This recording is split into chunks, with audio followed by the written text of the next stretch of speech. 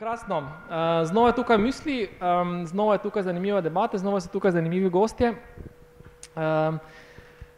Z nami sta Mateja iz Equaliza. Zakaj je Mateja tukaj in kakšen je koncept, zakaj so prav ti gosti tukaj prisotni, bodo kasneje malo povedali v kratki predstavitvi. Jerca iz Ambilsa, dobrodošla tukaj v Kibli, mislim, da si prvič tukaj, ne? Upam, da ne zadnjič. Evo. In pa Milan iz Virisa, prav tako ne prvič, tako da dobrodošel Milan in vsi dobrodošli in hvala za udeležbo na tej debati. Torej misli je še en izmed dogodkov, ki jih skupaj oziroma v podpori mestne občine organiziramo tukaj v Kibli. Namenjeni so pa diskusiji o različnih startup tematikah z namenom povezovanja, spodbujanja, sodelovanja v naši skupnosti. Tako da vse ob tem še enkrat vabim k besedi, vabim k vprašanjem. Imamo super zanimive gostje, noben izmed gostjev ne grize. Jerca je res, da ne grizeš, za vse poznam, Mateja za Milana povem, da ne grizem, za tebe pa sem reči vprašal. Evo. Da bomo začeli debato z enim takim rahlim ogrevanjem, prosim vse tri gostje za eno tako kratko predstavitev, kdo ste in pa kaj počnete. Mateja, ti si lahko mogoče malo krajša, Jerca, ti boš lahko malo daljša.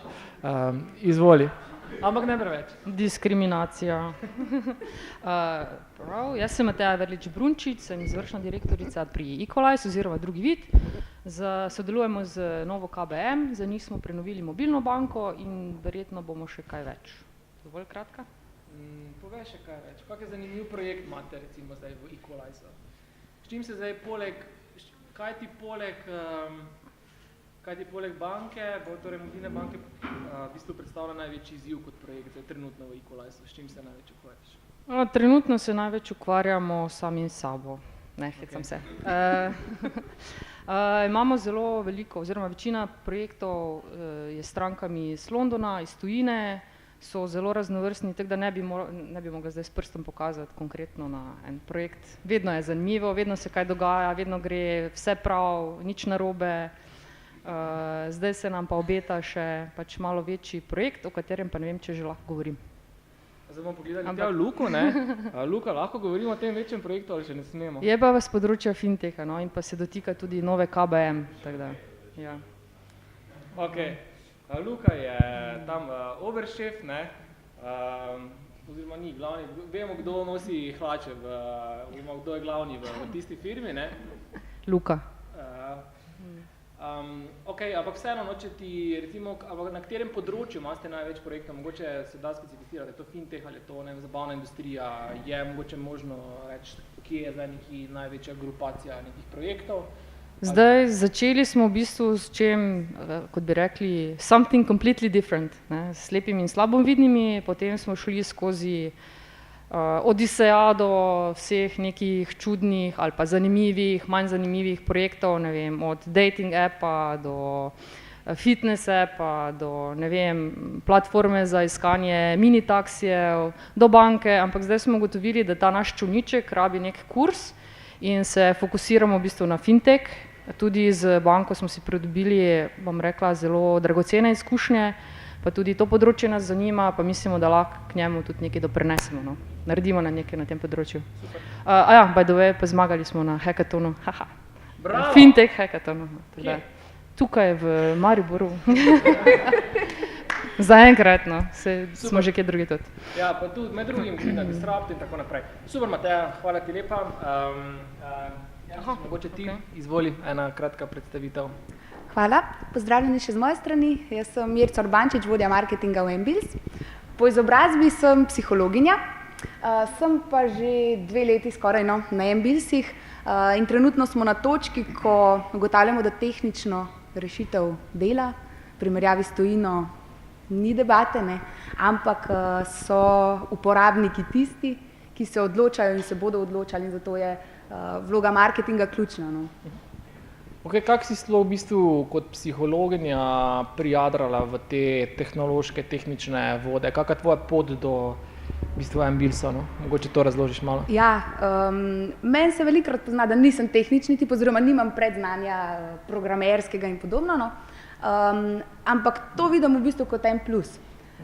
Zato, ker rešitev, kot je mobilna denarnica, je tehnično zahtevna, predstaviti jo moraš pa vsakemu klasičnemu potrošniku. In potegniti neko črto od tehničnega znanja pa tehnične rešitve pa do uporabnika končnega in njega nagovarjati njemu primerno, je pa ta vloga, ki jo jaz tukaj nekako imam. Kako sem prišla do Embils? Jaz sem drugače stara 24 let, pišem magisterij iz psihologije in zanimala me je raziskovalna psihologija.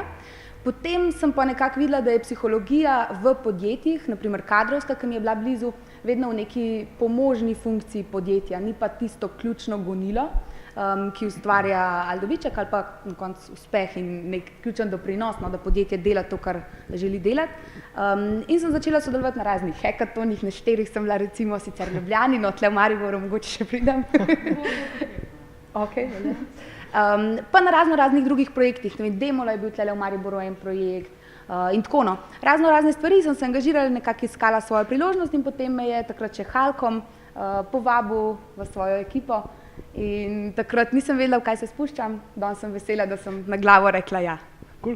In zdaj v bistvu od tiste kadrovske psihologije si zdaj v bistvu prišla do psihologije uporabnika, uporabniška izkušnja in ta del, ne, ki je v bistvu... Tako, ja. In tukaj v bistvu psihološka znanja lahko veliko pomagajo mi, no. Ne vem, če že govorimo recimo o raziskavah trga ali pa intervjujanjih uporabnikov in tako na pogovorih mogoče z njimi in usmerjanje produkta v eno smer, da bo uporabnik, končni uporabnik tisti, ki mu je produkt namenjen in da bo produkt njemu prilagojen, so ta znanja psihologije vsekakor pomembna. Cool. Super. Mislim, da se vsi gosti strinjajo s tem, da so ta znanja pomembna, ne? Uporabniški vidik, cool. Hvala lepa. Mina, še ti dodaj svoj piskarček. Ja, jaz sem še vedno direktor pa lastnik podjetja Viris. Sicer sedež imamo v Ljubljani, jaz živim tule čez Dravski most, takoj pri Telekomovi džami, ampak tudi to se spreminja, tako da danes je prvi dan, kjer je pisarna v Mariboru, tudi smo odprli, ne? Glede na to, da smo končno... En aplauz. Maribor!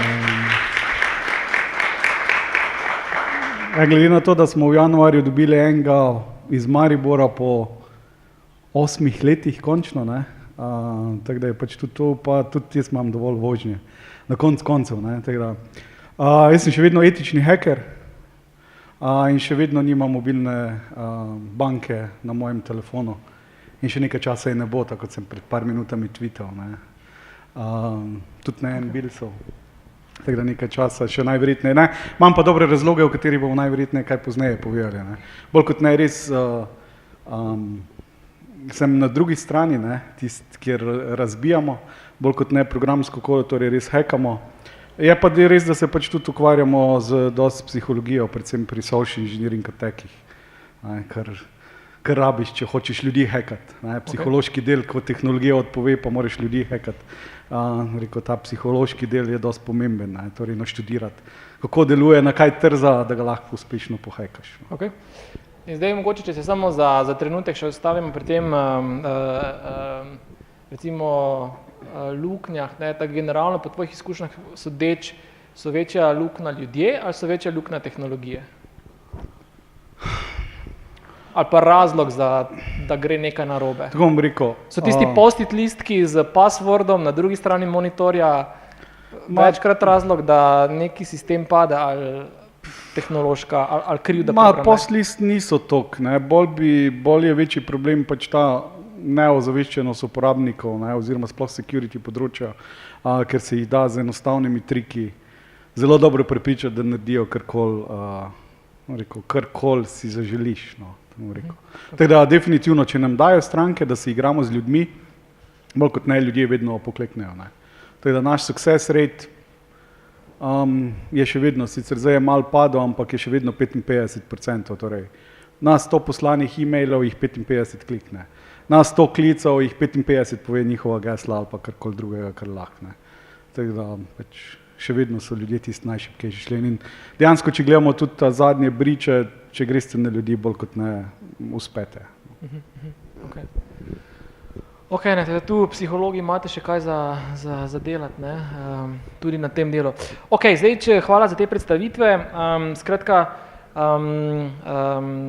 Torej, ženski del omizja je tisti, ki nekako bo predvsem govoril o, torej, iz sveta torej bančništva, mobilnega bančništva in denarnice, ne, Milan pa kot tisti tehnološki varnostni vidik, ne, to je zdaj nekako tudi postavitev današnjega omizja in tudi nekako današnje debate. Skratka, debato smo razdelili nekako v tri skupine, v tri področja. In prvo nekako generalno o tem, kaj mobilno bančništvo sploh je, da bomo znali malo umestiti se v bistvu miselno v koncept nekega mobilnega bančništva, pa mogoče za začetek, prosim, Matejo, da malo poveš, kaj je sploh v bistvu koncept mobilnega bančništva. Vsi poznamo, v mislih imamo nešteto nekih aplikacij, ti nam pa zdaj v bistvu iz torej storitvenega vidika ali iz tvojega vidika razloži, kaj je torej mobilno bančništvo. V bistvu lahko jaz predstavim samo svoj vidik, ne, ker pač v glave drugih ne morem videti. Ne vem, za mene osebno recimo je mobilno bančništvo moja banka, ki jo imam na dlani in jo lahko uporabim, ko jo potrebujem. Se pravi, ali stojim v vrsti, ali ne vem, sem si nekaj zaželela, pa bi rada plačala, ali želim preveriti, kakšno je stanje na mojem računu, da sploh vidim, če si lahko neko stvar privoščim. Potem mobilna banka je za mene tudi nek, bom rekla, informator, ki me informira, kadar pride do zlorabe kartice, kar se mi je že zgodilo 2-krat, pa ne zaradi banke. Potem, v bistvu jaz osebno vidim mobilno banko kot nekega finančnega sopotnika, ki bi mi lahko, mi še ne, ampak bi mi lahko pomagal narediti nek budžet, ne vem, za moje gospodinjstvo, da vem, kje zapravljam denar, kje ga lahko prihranim, koliko si lahko privoščim, koliko je zdaj tista moja meja, preden bom v trgovini morala razmišljati, kaj bom dala v, recimo, košaro. Tako jaz vidim stvari. No, potem so še pa naprednejši ljudje, ali pa rečemo z več financami, ki si želijo privoščiti, če ne vem, vlaganje v kakšne sklade ali v, ne vem, depozite ali ne vem, pač kakršnekoli naložbe. Tudi to je potem del mobilnega bančništva, ampak bom rekla, verjetno se večina s tem niti ne sreča. No. Okay. Kdo so še poleg teh, oziroma lahko mogoče malo še dodaš ali pa bolje opišeš, ne, kdo so neke vaše persone, ki jih nagovarjate, ali pa koga imaš ti v mislih, ko govoriš o mobilnem bančništvu? Okay, rekla si, mogoče neki premožnejši posamezniki, ki imajo tisti bolj upravljanje premoženja. Potem, kdo recimo danes uporablja mobilne banke po vaših raziskavah, pa bo mogoče še potem to Jerca komentirala? Tak, the average Joe, če poimenujem, bi rekla, da so to ljudje med, ajde rečemo, 35-60 letom, ki imajo bančni račun, imajo kartico, mogoče še celo kreditno kartico, morda kaj varčujejo.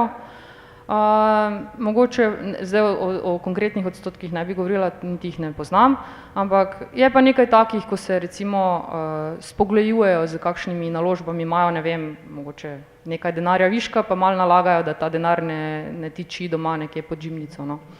To so zdaj, bom rekla, ti, ki mogoče zdaj uporabljajo stvari.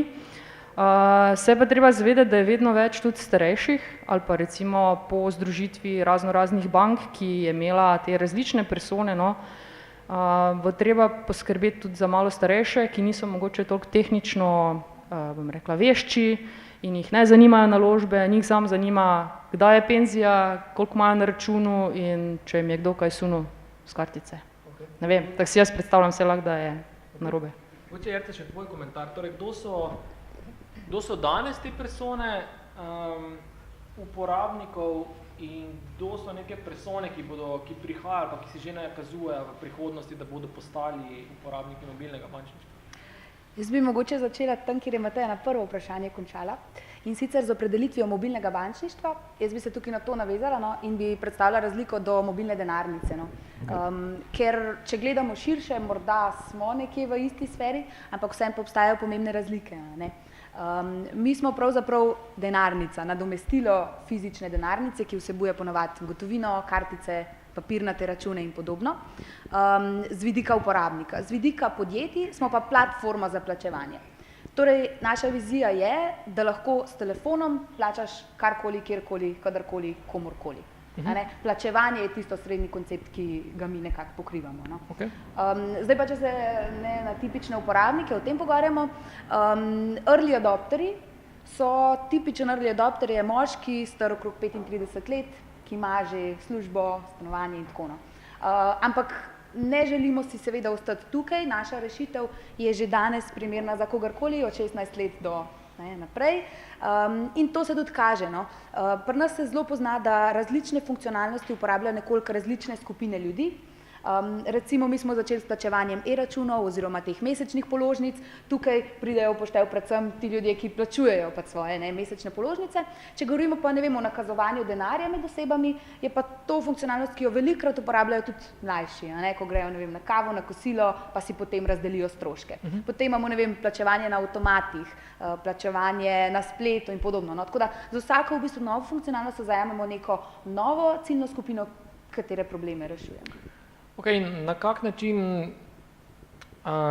bom rekel, iz katerega konca se vi lotevate novih funkcionalnosti ali v bistvu, ali se lotevate funkcionalnosti, torej, oziroma tako, bom vprašal, kakšen je ta proces, ali najprej razvijete funkcionalnost, pa se potem vprašate, za kdo bo to funkcionalnost uporabljal, ali v bistvu delate obratno, ali najprej identificirate neko potrebo v nekem segmentu, in potem se v bistvu vprašate, okay, kaj pa ta segment potrebuje in potem priredite funkcionalnost. Kak je ta vrstni red, recimo? Tukaj ni v bistvu enoznačnega odgovora, no? Kaj? To je kura in jajce vprašanje. No? Okay.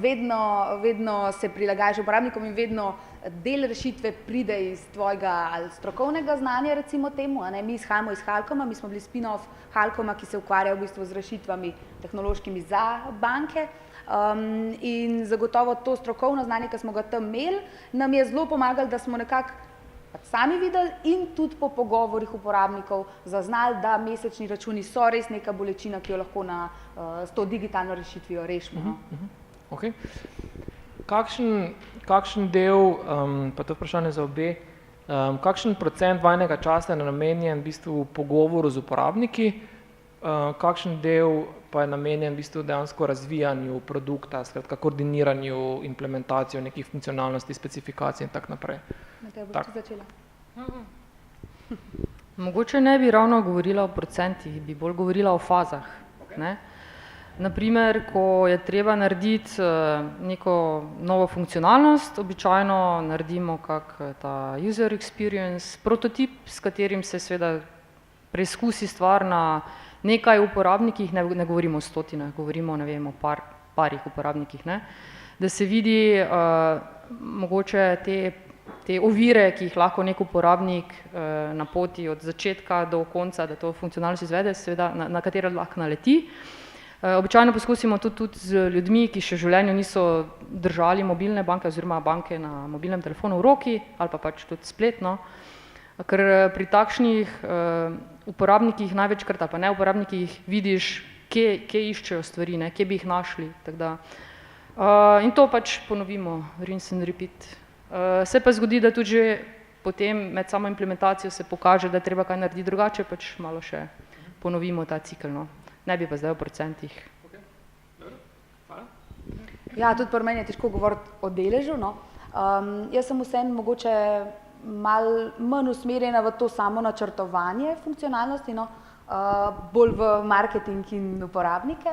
Ravno zdaj sem pa razvijam en koncept stalnih, kontinuiranih pogovorov z uporabniki, ker se mi zdi prva točka, ja, ko razvijaš novo funkcionalnost, druga, zelo pomembna, pa tudi, ko aplikacijo kot celoto nekako nadgrajuješ, ko prihajajo nove stvari zraven, da se ponovno povprašaš o teh starih, ki že stojijo, jih mogoče ponovno evalviraš in pač mogoče tudi malo spremeniš celoten user experience. Ok, cool.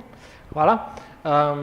Milan, razgovor oziroma odgovor na vprašanje, zdaj čisto tako tehnično gledano, ali je mobilna banka dejansko je to kopija moje banke, spletne banke na mobilnem telefonu, ali je to na nek način drugačna tehnološka rešitev in pač jasno s tem vprašanjem povezano tudi neko potencialno tveganje? Zdaj, če čisto začnemo pri koncu, na zadnje, ko sem bil na obisku pri pač skrbniku v mojem banki, Mislim, videl sem, da je šel skozi dober trening, ponujanja storitev mobilne banke, ker se je res trudil. Me prepričati v to, da mi pač zastonj da mobilno banko, ampak bolj sem se trudil, pa mu dopovedal, da jaz imam že razlog, zakaj mu nočem tega, on je res do vrat je šel, tako da tile pač psihološki prijemi, treningi uslužbencev v banki delujejo, ker res je imel, da vse razloge je naštel, da pač imel je nalogo me prepričati, pa me nekako ni mogel. Zdaj, glede pač tega tehničnega, pač tega se treba zavedati, ker vsi sprašujejo, pač, kaj so tisti minimalni standardi, kjer moramo, da pač ne bomo ostali brez denarja. Isto velja tudi za mobilne aplikacije, bančne ali pa plačevanje računov in bili karkoli. Včasih jaz pravim, da je treba iti back to the basics. Kaj vam pomaga pač super duper varna aplikacija, če nimate telefona zaklenjenega? Torej, da najdete telefon, pa ne bo prvič, mislim, smo jih več, pa tudi kakšne tečaje, ko delam, recimo, je približno isti procent. 50% ljudi, ali pa mogoče danes že malo manj, še vedno nima zaklenjenih telefonov. Torej, če nekdo zgubi, whatever, sicer so zaščitni mehanizmi dodatni, ampak vse je. Tako da, eno je stvar uporabniškega vidika, tistega, kar pač ljudje gledajo, drugo je pa, če pač drobovje pogledate.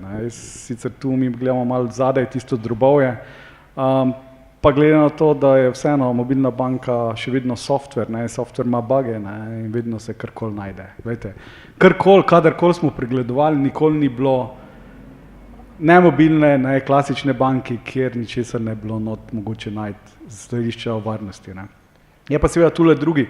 Eno je stvar prepričati nekoga, da si namesti mobilno banko na telefon, seveda drugo je pa, da ni samo mobilna, ampak je celoten ekosistem, torej ozaveščanje ljudi, varnost na samem telefonu, ruteni telefoni ali ne ruteni, kaj kdo dela na tistem telefonu, je dosti bolj nevarno kot pač sama mogoče varnost mobilne aplikacije, ki jo uporabljamo. Ok, ampak mogoče, če zdaj, mislim si super to razložil, če se malo mogoče naredimo še en korak više, pa eno više v smislu neke ptiče perspektive na ta neki mobilni ekosistem. Torej niso zdaj samo banke, ker konec konca vsaka aplikacija, ki jo imamo naloženo, na nek način dostopa, ali pa mogoče dostop do naših osebnih podatkov, konec konca, pa do telefona ali pa do nekih cloud rešitev. Kaj kot varnostni strokovnjak ali pa etični hacker v bistvu ti sploh uporabljaš od nekih mobilnih rešitev, ki na nek način imajo dostop, posegajo v neke osebne podatke? Sploh imaš mobilni telefon, imaš? Ja, mobilni telefon imam, definitivno. Pametni tudi, 6210. Je pa res, da na mojem telefonu, pač torej produkcijskem telefonu, ki ga pač uporabljam, je res dosti mali nabor aplikacij. Res tisti minimum, kar jih uporabljam. Mali nabor, ok.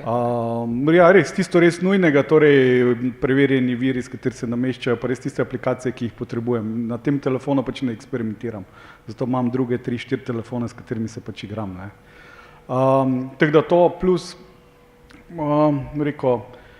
dodatni varnostni mehanizmi od zaklepanja do akaunta, do dvonivojske autentikacije, kriptiranje telefona, tako da tudi če ga pozabiš ali pa karkoli, če ravno meni se še ni zgodilo, da bi ga pozabil, tudi noben telefon mi ni crknil, ampak se pa pač dogajajo stvari in tule večinoma pač tole, dostikrat pozabimo te stvari. Torej tudi otrokom recimo, službeni, vidimo cel kup službenih telefonov, ki se pač dajo, otrokom igrajo, nameščajo karkoli, in ne rabite dosti, da namestite nekaj, kar zgleda kot super duper aplikacija, dejansko pa marsikaj zadaj drugega počne. Zdaj majna trenutno je, torej tudi na telefonih. Mogoče ena anekdota na to temo, ravno smo imeli, kako bi rekla temu, pač uporabnik nas je vprašal, če lahko mogoče ločimo njegove prstne odtise od otroških, oziroma prstnih odtisov njegovih otrok, da pač odtisi prstnih otrok ne bi odklepali banke. Otrok se ni strinjal s tem, Cool. Pa to gre ločiti ali ne gre? Okay. Na nobeni platformi. Okay. Mogoče, Milan, nam razložiš, no, kot uporabniki mobilnih telefonov, ne, kaj so po tvojem mnenju neki minimalni higienični standardi ali pa postopki, katerih se moramo pač uporabniki posluževati, da smo relativno varni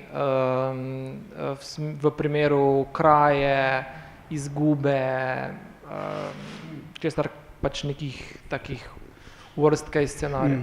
Ja, nekateri sem že povedal, ne, definitivno pač zaklepanje telefona, ne, to je tista najmanjša minimalna karkoli, ne, zdaj, a to delate z obrazom, a to delate s fingerprintom, ali to delate z številčnico, pač je vseeno na koncu, ne.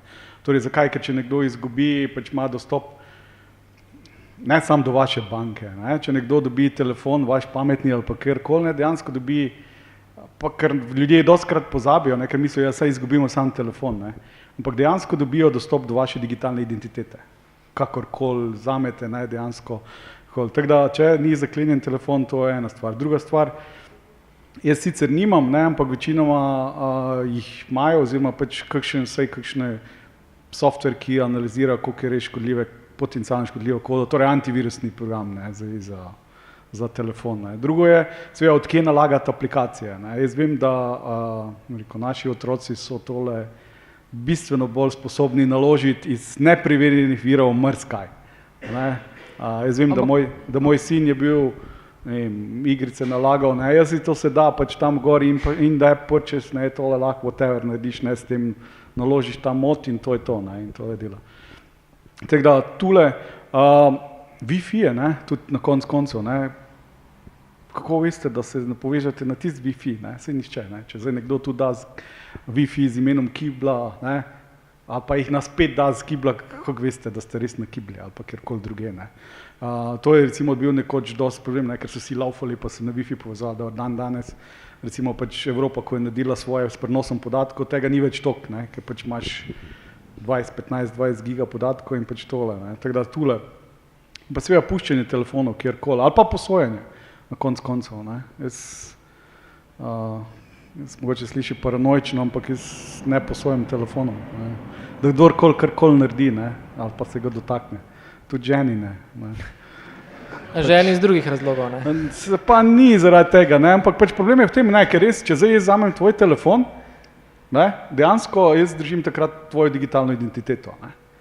In jaz pač odvisno, kako hitro tipkate, ne, lahko to zlorabo to digitalne identitete, ne samo elektronske banke ali pa karkoli drugega, ne, lahko dejansko povzročite dosti škode, ne. En mail, včasih čisto dovolj, imate prav naslov s pravimi 5 besedami. Okay. Pa imate dosti zabava zvečer. Ampak koliko so pri tem, pa mogoče to je neko tako zadnje vprašanje v takem generalnem smislu, koliko so ti neki scenariji, ki si jih zdaj opisoval, vzamem telefon, odprem mailbox, 5 ključnih besed, točno določeni osebi, koliko so to realni scenariji, koliko je to sploh verjetno, koliko ni to neki taki miselni konstrukt, taka neka bolj paranoja, šizofrenija, ki je ono verjetno, da se to zgodi. Za neke normalne smrtnike govorim pač relativno malo, no.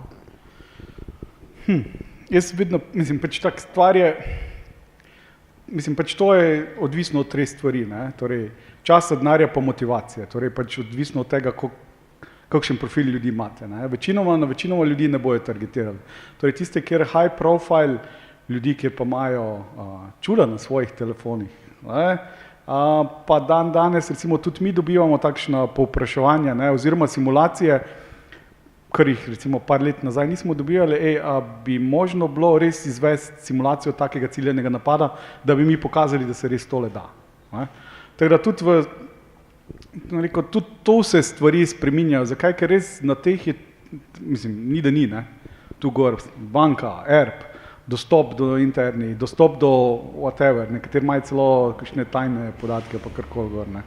Tako da jaz tule ne bi rekel, da pač ga zanemarljiv, je pa seveda odvisno od tega premna, kako visoko v hierarhiji ste, ne. Ali pa mogoče tudi včasih je pa tak, ne, ni nujno, da vse, ko gledamo mi, ni nujno, da tistega, kjer ga pač ciljajo, da je končna tarča, ne. Lahko se sam njega izkoristi za hop naprej, ne, tako da rekel, je sam collateral damage, Mislim, jaz, če bi hotel priti do tebe, bi lahko mogoče ciljal nekoga tvojih ali pa otrok, da lahko prijem, da pač tistega telefona, ki ga imaš. To je realno, tudi to se definitivno dogaja, tudi zlorabe take ali drugačne, recimo, ker prej v Sloveniji se takšni napadi ali znotraj podjetja ali pa konkurentov znotraj tega niso dogajali. Zdaj, v zadnjih 2 letih smo pa dobivali tudi takšne projekte ali pa, da so pač odtekali podatkov z telefonov, tablic, kjerkoli, in se pač tile selili, tako da tudi tole Slovenija pač prihaja, tako da jaz bi rekel, da niso zanemarljivi, oziroma se jih treba zavedati, tam rekel, ko ocenjujete tveganja, pač tem se morate pač tudi tole oceniti, da ta telefon lahko nekoč konča v rokah nekoga pač nevarnega, ki lahko to naredi. Prej si še 2 besede omenil, ko bi mogoče samo hitro mogoče samo pokomentiral, omenil si v bistvu kriptirane vsebine telefona, pa omenil si two-step authentication. Vodnivojska autentikacija. Vsi smo definitivno, mislim, ali pa predpostavljam, da smo se s tem soočili, če ne druga, ko smo inštalirali neki mobilni sistem, kakorkoli pač. Koliko je to smiselno, koliko je to poveča stopnjo varnosti, tak en kratek komentar, mogoče samo na ta 2 protokola. Zanimivo je bilo, da recimo leta nazaj je bil razmerje kriptiranja iOS-a pa Androida, 95% naprav iOS-a je bilo kriptiranih, 5% Androida je bilo kriptiranih, oziroma tako da 95%. Zdaj se je to definitivno spremenilo, tako da tudi Android je danes, recimo, če zdaj gledamo čisto ta 2, ki sta pač Windows Phone itak mrtev, tako da tistega se sploh ne splača. Ampak ta 2 je bilo tule in tole je, recimo, so naredili tudi transparentno za uporabnika, torej on pač ne ve, da je njegov telefon bolj kot nekriptiran, če mu mogoče kakšno nastavitev spodaj. Drugo je pa pač, da ta problem, da pa pač vseeno se pa, ko dobite nov telefon oziroma ko ga pač uporabniki grejo kupiti, se pač nihče jim ne razloži, kaj vsega je možno oziroma katere vse nevarnosti so. Koliko vas ima dvojnivojsko autentikacijo vklopljeno za akaunte različne? Torej pomeni, da SMS, če se hočete vaš Gmail prijaviti, Facebook, koliko vas ima? Kaj pa ostalo? Torej polovica cirka. Vedno je tako. Zakaj je pa ostala polovica noče recimo tega vklopiti čist banalen razlog? Oni pravijo, nočem Google dati moje številke. Ker za SMS-e, če hočete vklopiti, morate, verjemite mi, Google ve vašo telefonsko številko. Če ne direktno od vas jo ve, od vaših kolegov, ki imajo vaše kontakte shranjene pri Google. Tako da te stvari, recimo, ne vem, takšne zmote mogoče ali pa napačne prepričanja, ki pač še vedno živijo. Zato recimo na kakšne zvečanja pa treningih pa ljudje razmišljajo čisto drugačne. Ok, hvala. Mogoče imate na tem mestu kako mogoče vprašanje? Martin, ti imaš skozi vprašanja, boš na drugem mestu, druga vrsta, evo, izvoli. Ja, kar izvoli, Tadeja, hvala. Zakaj točno pol nimaš mobilne banke na telefonu? Zakaj? Zakaj nimaš mobilne banke na telefonu? Zato, ker sebi ne zaupaš ali zato, ker ne zaupaš tehnologiji? Po moje oba dva razloga. Prvo kot prvo, pač, mislim, res, jaz nikoli ne pogledam, koliko imam na računu. Pač, toliko imam, koliko, mislim, koliko... Ja, ker pri tistih milijonih se tak človek zgubi. Ne, to je drugo pa, mislim, marsikaj sem videl v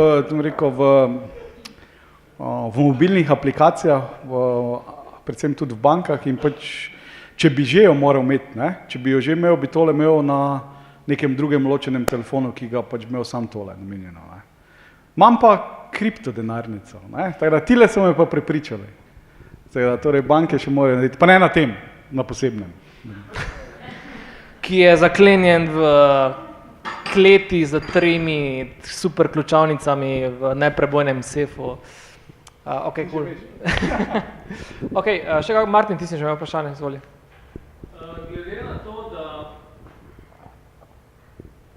Glede na to, da se Mateja pa Jerica ukvarjata s tem kot izvajalca, ima je v interesu, da pridejo spremembe pa posodobitve. Meni kot uporabniku je pa to najhujša nočna mora, da me bo nekdo navdušeno pozdravil, mi imamo pa neko spremembo, ki pa bo za vas koristna. Ali se sami omejujejo, ali jih naročniki, se pravi banke, ustavljajo, ali jih oni spodbujajo k spremembam, koliko se recimo držijo neke kontinuitete, da je za uporabnika zadeva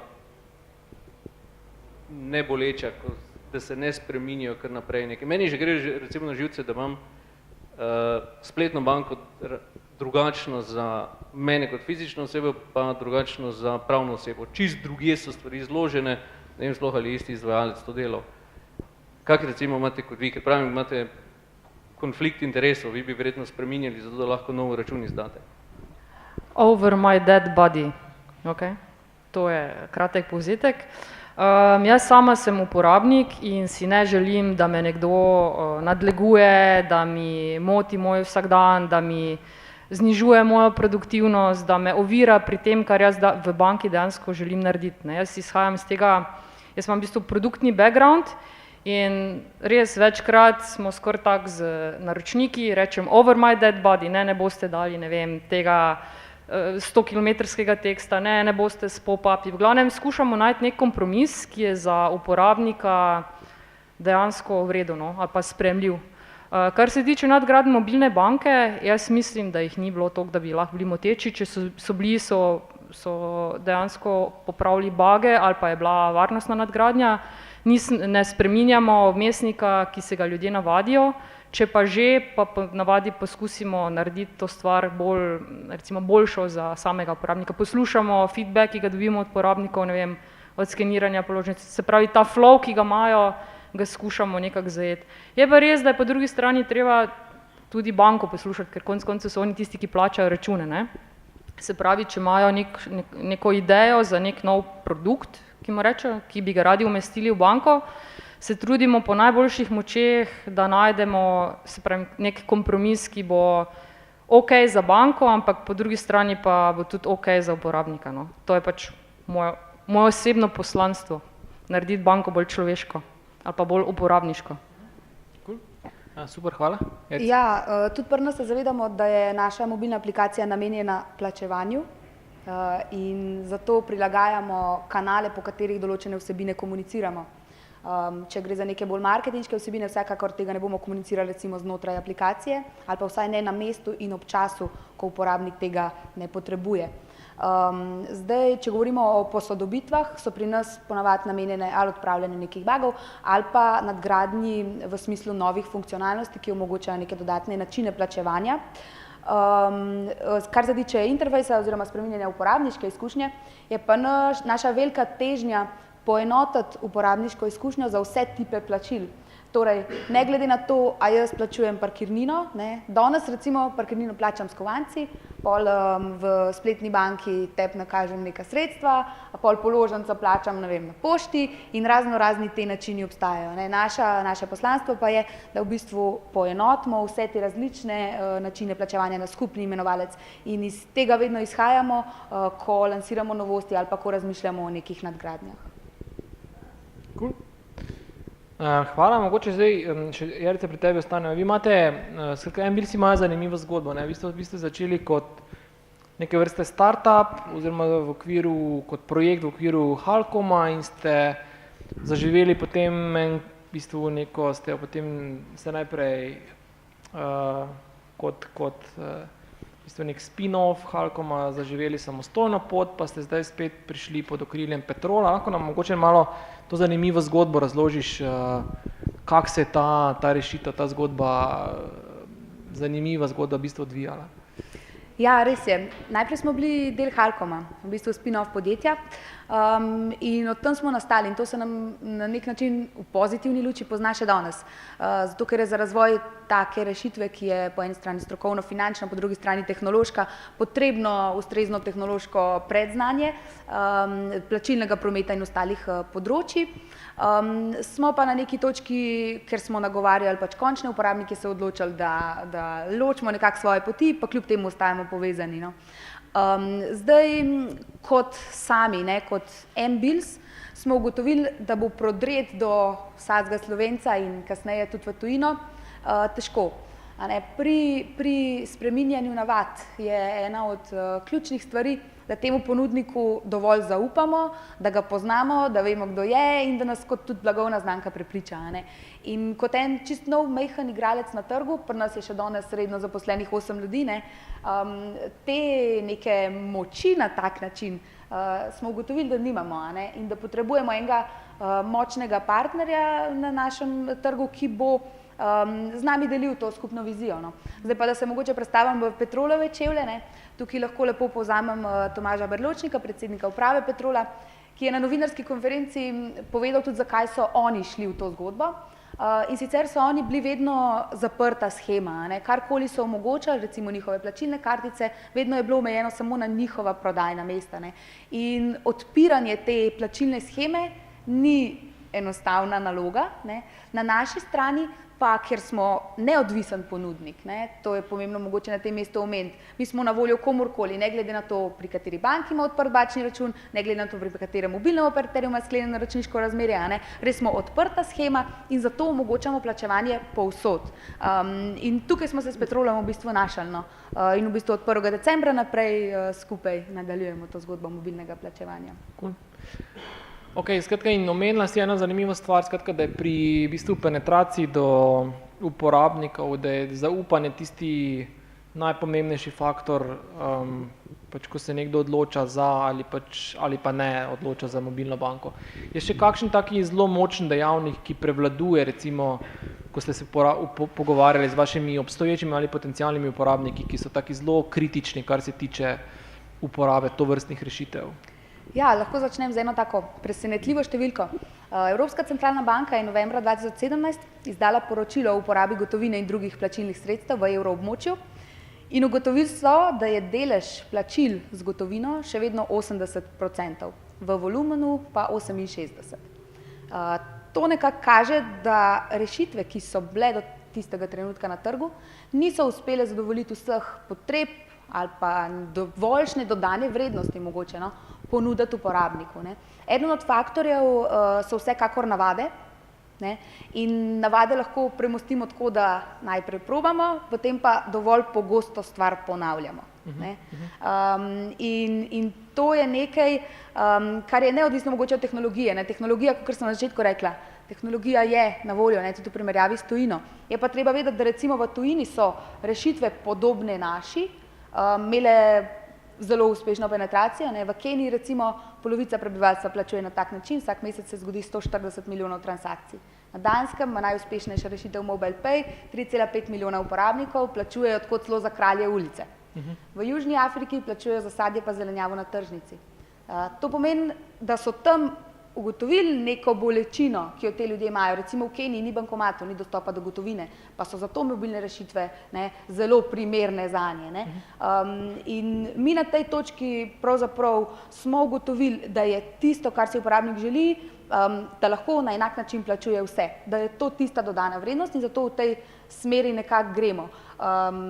Jaz kot uporabnik si ne želim plačevati parkirnine z eno aplikacijo, pa na avtomatu z drugo, pa še svojo mobilno banko imeti in te razpršenosti.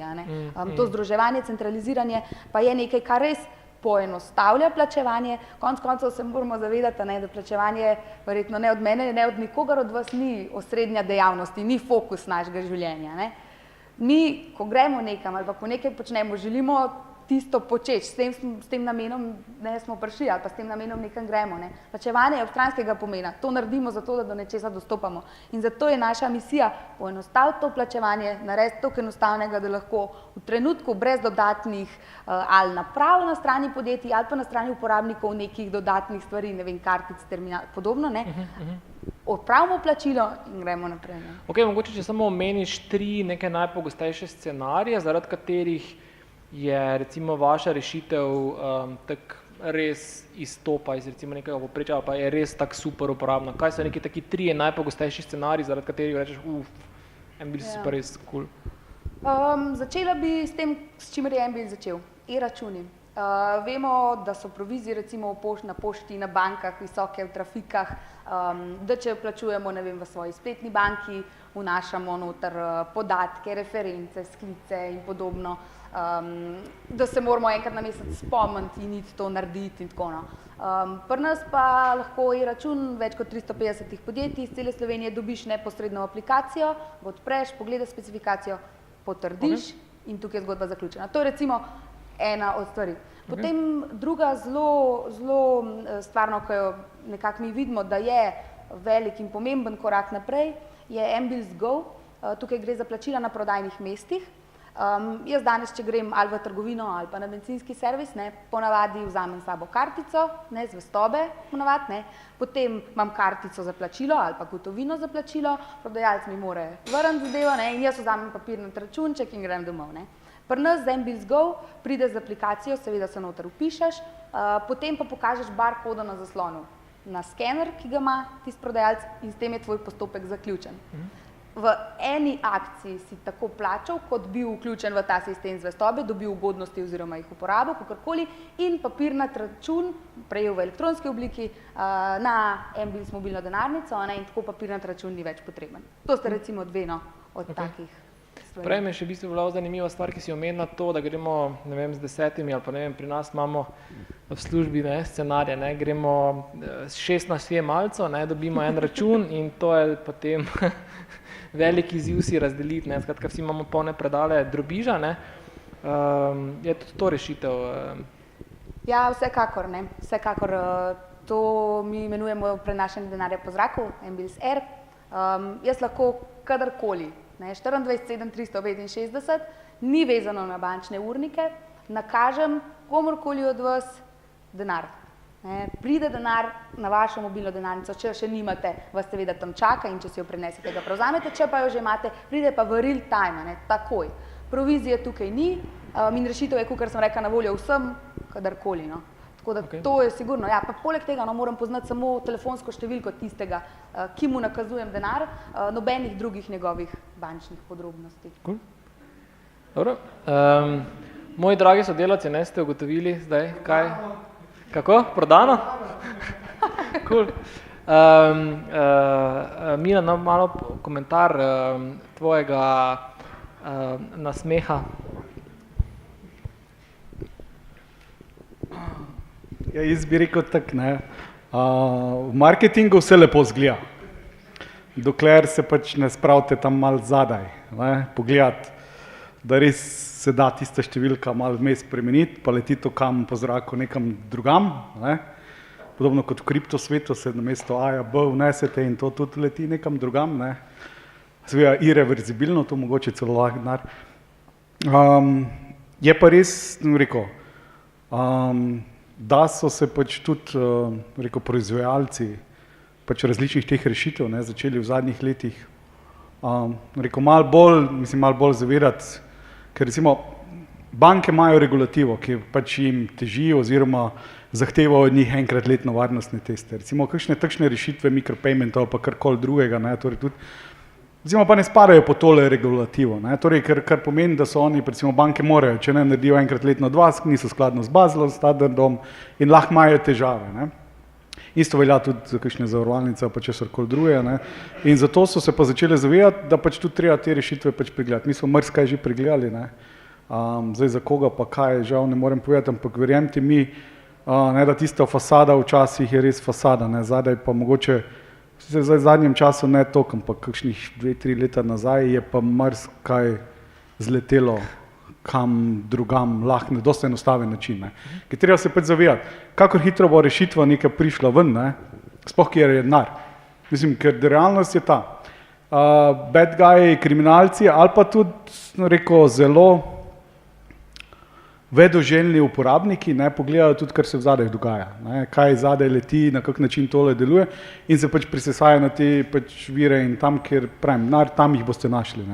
In zato so te tudi aplikacije, rekel, malo bolj pod, rekel, drobnogledom pač teh potencialnih napadalcev, ki jih definitivno preizkušajo.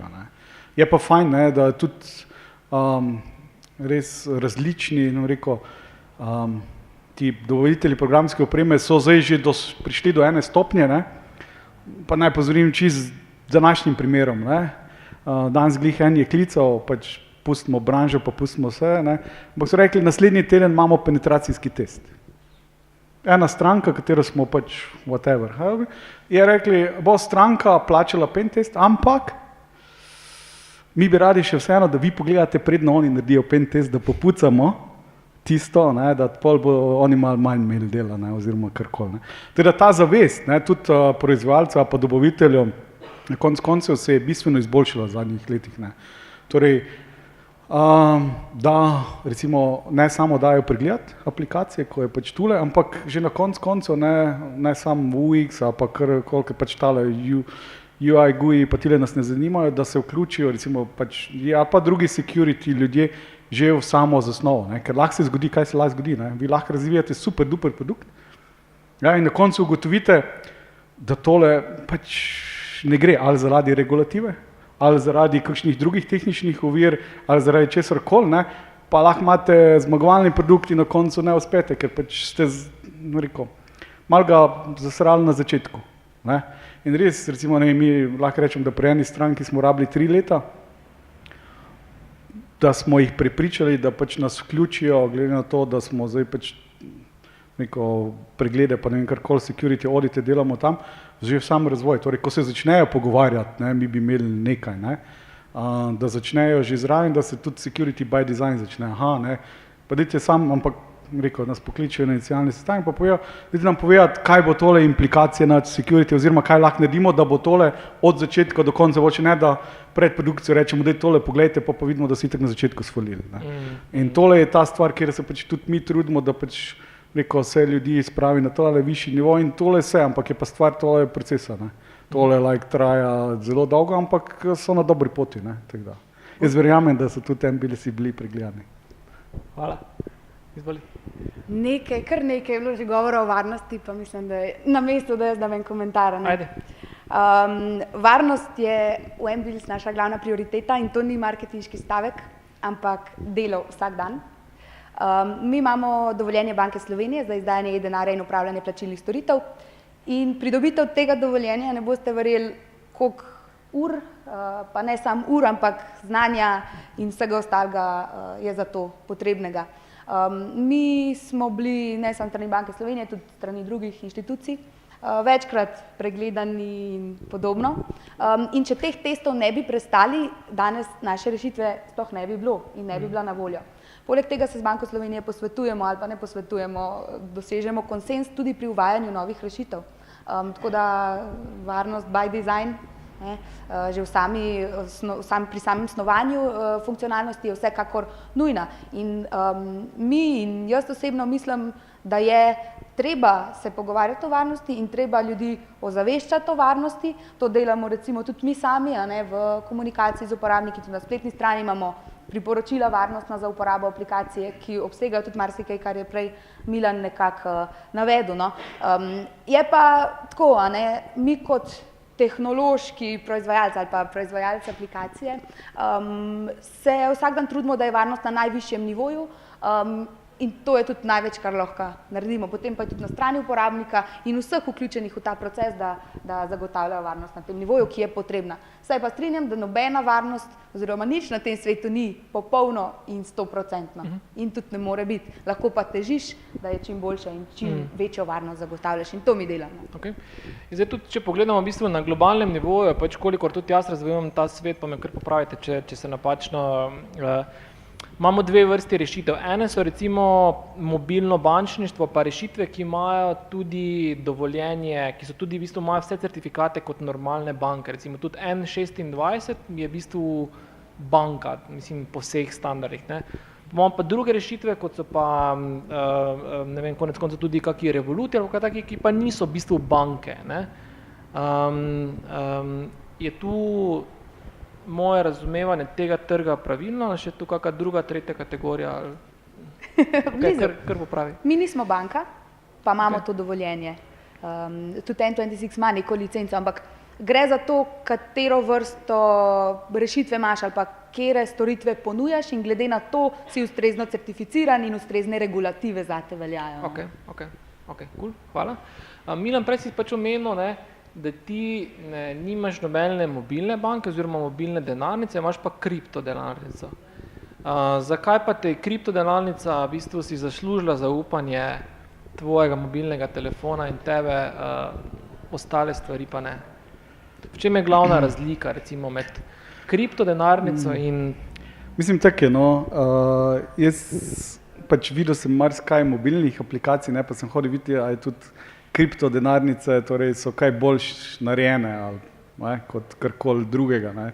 Teda bolj to pa seveda malo, mislim, tako je, ne, mi rekel, security geeki malo drugače pogledamo tele stvari, ne, ni sam nameščena, ampak tudi kar se zadaj rekel, komunicira, plus rekel, v tistem trenutku se mi je zdela pač ta rešitev oziroma pač najbolj varna, ker da se mi novega notebooka kupovati, lažje kupim en telefon, ki ga res safe zaklenem, ne v kleti, ampak ne, za 3 stenami, ne vem, z neprebojnimi. Zdaj, ti imaš v bistvu na mestu ledgerja, imaš v bistvu mobilni Imam tudi ledgerja, ampak pač imam oboje, no, mislim, tem rekel, ampak me je zanimalo, koliko so res te, ker pač zanimivo je pač svet, ne. In dejansko je bila bolj kot ne želja videti oziroma primerjati, koliko kriptodenarnice dosegajo mobilne aplikacije, ki jih pač gradijo kolegi tule, ne, a so kaj zadaj ali so kaj spredaj. Ne. In tvoja ugotovitev je?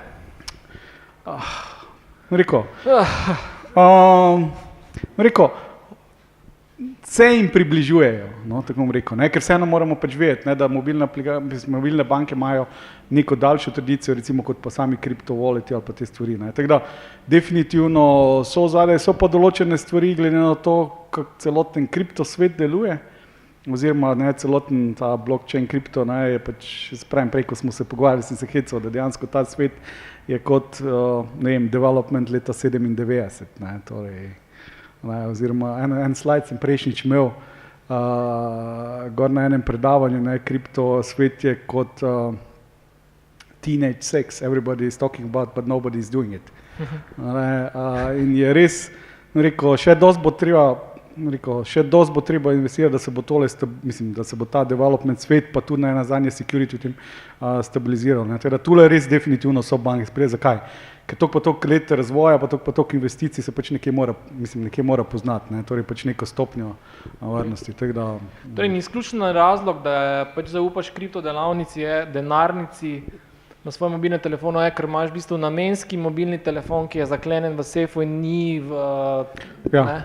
Okay, ne zaradi tega, ker bi bila ta denarnica tehnično, kakorkoli drugače, bolj briljantna. Ne, ker tudi videli smo recimo, zdaj če že se kripto pač ledgerja, ker si ga omenil, karkoli prej, ne, smo videli 2 tedna nazaj, ne, da 15-letnik je dejansko ledgerja razbil, mislim, dejansko si lahko kripto, torej tudi z hardverskega tokena pobral dejansko vrednosti, ali ga pa celo okužil, poslal naprej in pol drugemu pobral, ne, torej je naredil 15-letnik. Ne, torej ne rabite super duper znanosti, da je, in to je stanje, rekel, kriptodenarnic še trenutno. Ne, okay, ampak tudi verjetno ta 15-letnik ni neki običajni srednješolec iz 3. gimnazije, ki ima normalne hobije, ne? Najverjetneje ne, ampak mislim, Xbox je recimo 5-letnik pohekal, ne, tako da zdaj 15-letnik kripto pač ledgerja, ne, tako da tudi tu, zdaj ne vem sicer, koliko so pa ne vem, banka net ali pa kogarkoli pohekali, ne, koliko je bil star tisti, če so bili, ne. Sicer tega banka ne bo povedala, ne, če je karkoli bilo, ne, ampak prihaja nova doba po imenu GDPR-ja, ki bomo pač malo mogoče več zvedeli, kdaj. Tudi o res pravih teh vdorih, ne, ker se bo pač začelo govoriti, ker trenutno recimo, če tako gledamo, vdorov v Sloveniji ni. Razen mogoče lansko leto iPes pa klinični center, ne, ki ga recimo so oziroma napotnice tam, ampak uradno drugih, recimo rekel, tudi odtekanja podatkov ali pa kraja podatkov ni. Ne. Zdaj po tej direktivi, ki pač prihaja, ne, bo pa pač tudi treba malo sporočati, bo tudi se najverjetneje kakšna statistika vodila. Teda definitivno stvari se in na podlagi tej statistik se pač lahko tudi nivo varnosti izboljšuje, ne samo v mobilnih aplikacijah, ampak tudi overall. Okay, cool. Dame, mogoče tak za zaključek debate, mobilno bančništvo definitivno pač ni zdaj več samo neka možna izbira, ampak dejansko neki trend, ki ki je v bistvu neizbrisen, ki je zelo jasen in v bistvu je vedno bolj prisoten v uporabniškem življenju ali pa v uporabniških scenarijih vseh nas. Kam pa gre ta trend, oziroma kje vi vidite kot kreatorji ali pa so kreatorji tega trenda, kaj bomo mi počeli, kaj bomo imeli v dlani čez 5 let ali pa čez 10 let, koliko lahko to zasanjate, kaj se dogaja, recimo, Mateja se je zazrla. Če govorimo o sanjah, ne, potem jaz ne vidim niti več telefona, vse to, ne vem, se kar dogaja, ne. Če pa pogledamo realnost, potem pa vidimo, da so vse večje korporacije, med njimi tudi banka, kot tanker, ne, ker moraš za 5 let naprej, za par stopinj nekak smer uloviti in potem to traja 5 let, da se tja premakne. Potem za naslednjih 5 let, mislim, tak pač je, ne, da je to banka, take so korporacije, ne. Tako da jaz zdaj tukaj nimam magične krogle, s katero bi napovedovala prihodnost. Definitivno bo tudi vplivala starost uporabnikov malo na razvoj, ne. Potem, koliko se bo banka uspela približati mladim, pa mogoče spremeniti to miselnost, da je neka inštitucija, kamor ljudje pridejo, ker pač vejo, da morajo tja dati denar ali pa ga vzeti od tam, ne. Ampak bo mogoče nek, ne vem, partner, mogoče, v tem jaz vidim priložnost, ne, da se ljudem približajo, da jim ni muka enkrat na mesec iti v smislu, banka, shit, moram položnice plačati, shit, neki me rubijo, ne, mi jemljajo, ne vem, provizijo, ampak, banka me je opozorila, da pa lahko tukaj nekaj prihranim, banka mi je pomagala, da sem prej splačal kredit, ali pa, banka mi je pomagala, da se končno izselim iz kleti mojih staršev, pa ne bom plačeval za to 30 let. Ne vem, to je recimo moja osebna vizija, kje jaz vidim banko. Kdaj pa kako bomo prišli do tja, je pa druga stvar, no. To pa ni, is out of my hands. To je tema naslednjega mislija. Naslednjega mislija, tako, znanstvena fantastika v fintechu. Ok, cool. Super naslov, evo. Ste zapisali, Rok, Aleš, ja, imamo, dobro, Jerca. Ja, jaz prihodnost mobilnega plačevanja ali pa mobilnih denarnic vidim kot en povezan ekosistem vseh deležnikov, ki v plačevanju so. Torej na eni strani trgovcev, na drugi strani uporabnikov, na tretji strani bank, na četrti strani ponudnikov rešitev, kot je naša. Velikokrat dobim vprašanje, kdaj bo ta rešitev prevladujoča, in to je povezano tudi s tvojim vprašanjem o sanjah. V bistvu je ta prihodnost, o kateri govorimo, da bo čez x let na voljo že danes, je pa na uporabnikih, da jo preizkusijo. Ok, super, hvala. Hoče še Milan? Ja, jaz bi rekel res mogoče še čist, ne, tole, mislim, awareness ljudi, ne, ker recimo čist en spet primer od ženega bratranca Mali, je uspel z mikropaymenti v aplikacijah, ne, v igricah, dejansko na mobilnem telefonu, nabiti račun na 400 evrov. Bravo. Ne? Mali je recimo ne ve, kaj je kreditna kartica, ok, ve, ker so mu pokazali v igrici, kako kreditna kartica izgleda, katere številke je moral prepisati, pa da je še zadaj moral, ne, CVV kodov prepisati, ne, in je pač uspešno naredil, ne, ampak kako je zvedla, ne, zanimiv je način, kako je mama zvedla, da je sprazno 400 evrov. Šla je na bankomat in ni mogla dvigniti denarja, ker je že prej so ji zablokirali vse in bi Mali še naredil dodatnih 200 evrov zraven, ne. Torej, tule je po moje še dost, no rekel, prostora za izboljšanje, torej tudi, da se uporabnikom, ker recimo, ne vem, če bi imela SMS vklopljen, recimo, ne, ker prej si spraševal tudi security mehanizme, bi za vsako mikrotransakcijo dobila SMS, ne, šele takrat, ko bankomat ni hotel denarja. In tu vidim, da ta del ni problem napredni uporabniki, ne, tisti bojo definitivno poskrbeli, vejo, ne, kako morajo se poskrbeti, ne, in tisti pač, recimo tistim kriminalcem ne bojo enostavno pokradli, ampak ne vem, če imajo fingerprint narejeno in bojo pač ne, pa dovolj denarja, bojo telefon ukradli, pa še prst odrezala na koncu, če bojo že hoteli priti do tistega. Ker tu je še, rekel, tu je še dost tega, ne, in tu vsa podjetja, tudi banke imajo še dost, rekel, prostora za izboljšanje, ne, in na ta način lahko dost pridobijo, ker overall večinoma, ne vem, zdaj, a imate vsi SMS-e vklopljeno na vsako transakcijo, na bančni kartici? Kdo nima? 1, 2, 3, kaj nimate kartic ali ne nočete banki dati vašega telefona, ne? Mislim, tu je problem, ne? In na te načine lahko recimo izboljšamo in tudi rekel, bolj varno ali pa bolj, rekel, spimo. Še eno za Matejo, In pa rekel, ne, kera banka pa je bo to priporočala, da kredit lahko prej in ceneje odplačate, ne, tako banko bi pa jaz tudi rad videl. To je utopija, vem, Ja. Govorili smo o sanjah, tako da, Miran. Eno mogoče še na to vezano vprašanje. Skratka, Jerica, mogoče imaš ti podatek, kakaj je zdaj, recimo penetracija, prej si malo omenila Danska, Južna Afrika, pa Južna Afrika, pa mogoče pa ti trgi so čisto specifika, ker oni so spletno bančništvo dejansko čisto preskočili, oni so iz šaltere šli na telefone, ne. Ma koliko je recimo v nekih razvitih državah, koliko je v Sloveniji ali pa penetracija mobilnega bančništva in koliko bo recimo po tvojim, po nekih prognozah recimo čez 5 let recimo, tako preko palca? Ja, mobilno bančništvo, težko govorim, mobilno plačevanje lažje. Ok, mobilno plačevanje recimo. Po teh podatkih od Evropske centralne banke gre za nekaj procentov, če. Ok, in koliko bi se naj ta procent, ne vem, v 5 ali pa 10 letih povečal? Ja, te napovedi so že veliko večji strokovnjaki od mene podajali več 10 let ali pa vsaj 10 let nazaj in napovedovali briljiranje teh rešitev že danes in včeraj. Okay. Pa do tega ni prišlo, ne? Tako da to je zelo težko in nehvaljivo napovedovati. Lahko pa rečemo, da tehnologije ali pa rešitve, ki se opirajo na obstoječe tehnologije, ki so že prisotne, recimo na kartično infrastrukturo, ne morejo in ne bodo prevladujoče v prihodnosti, da je ta neodvisnost in odprtost v bistvu ključ za prihodnost. Še na tole Milanovo opazko bi se navezala glede potrjevanja samih transakcij. Pri nas je recimo v aplikaciji zasledujemo koncept, da je vsako transakcijo potrebno potrditi. In s tem dosežemo, da se nič ne zgodi brez uporabnikove, ne samo privolitve, ampak želje, zahtevka njegovega. Ok, cool. Ima kdo še za konec kako vprašanje? Martin, mikrofon. Jaz imam en predlog za povečanje penetracije.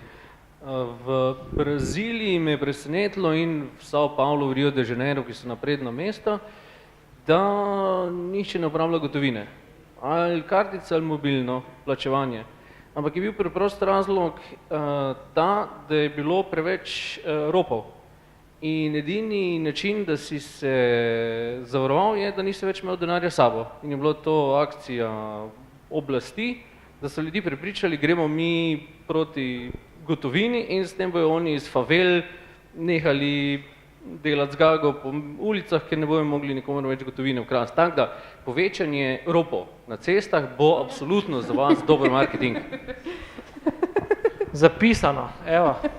Banke bodo začele ropati. Tako, banke organizirati rope. Ok, cool. Hvala, Martin. Jaz glede penetracije mislim tako, da je uporabniku, to je recimo bil eden od zaključkov OECD foruma na fintech temo, da je uporabniku v razvitih državah še vedno potrebno dati izbiro, ne? In potem je na naši strani, da imamo rešitev, ki ima dovoljšno dodano vrednost, da on izbere našo. In verjetno je, ali pa neverjetno, jaz mislim, da je utopija pričakovati, da bo že čez nekaj let stanje čist drugačno od 80% gotovine, ker verjetno ne bo. Ampak gremo pa v to smer in rešitve imamo ali pa lahko razvijemo, da bodo ta procent povečali. Cool. Ženske imajo vedno zadnjo. Ja, ne, jaz sem mogoče eden izmed tistih procentov uporabnikov, ki raje plačuje z gotovino in sicer iz 2 razlogov. Ko grem v tujino, recimo, kot sem že prej omenila, v Ameriki so mi zlorabili kartico. Prvič sem ugotovila zelo pozno, drugič na srečo pravočasno zaradi SMS-a in potem sem rekla, nič, bom ja šla z gotovino, zato da ne bom uporabljala kartice, da mi je ne poskimajo in tako naprej. In je šlo vse lepo do zadnjega dne, ko sem ostala brez gotovine in sem morala iti na bankomat in bum, so mi skimali kartico. Drugi razlog pa je mogoče ta vseprisotnost tega targetiranega oglaševanja, ker če plačujete s kartico, ne, če greste recimo v kakšno spletno banko pogledati, imate tam tudi breakdown, imate vse transakcije in do nedavnega si misle, da ima banka v bistvu pogled vse to in lahko na podlagi tega naredijo neke analize, vse verjetno do neke mere že, no, ampak da je to potem podlaga, ok, vejo, kdo sem, naredijo moj profil, vejo, kaj mi targetira, to, ne vem, tega kredita, te kartice, te funkcionalnosti, ne. V bistvu ni tako, so kar omeni, no, ampak mogoče tudi še kak drug uporabnik razmišlja, le, že Google me targetira, ve, kje sem, kaj počnem, kaj berem, s kom hodim, da imam 20 minut od tukaj do doma, kdo so moji prijatelji, kaj otroci delajo, ne. Morda pa banka ne rabi, ne vem, To je bilo moje mišljenje do pač nedolgo nazaj. Ja, se strinjam. Tudi pogovori z uporabniki našimi ali pa potencialnimi uporabniki kažejo, da je ta anonimnost pri gotovini marsikomu všeč. Je pa tako, no, da tudi v našem primeru gre pravzaprav za pač e-cash, e-gotovino in zagotavljamo enako stopnjo anonimnosti. Nismo transakcijski račun, kot je bančni, ampak smo plačilni račun. To po eni strani seboj prinaša, da ne morem plače gor dobivati ali pa dohodkov iz študentskega dela, po drugi strani pa mi omogoča večjo stopnjo na nek način zasebnosti in manjše število institucij, ki imajo vpogled v to. Je pa varovanje teh podatkov, GDPR prihaja, kot je Milan omenil, ampak tudi na splošno. Varovanje teh podatkov je ena od ključnih stvari, pa smo spet pri zaupanju, s katerim smo skoraj da začeli, da uporabnik zaupa in se odloči za uporabo takih rešitev. Začeli smo pri zaupanju, zaključimo z zaupanjem. Hvala za ta super pogovor, hvala vam za pozornost in en velik aplavz za goste in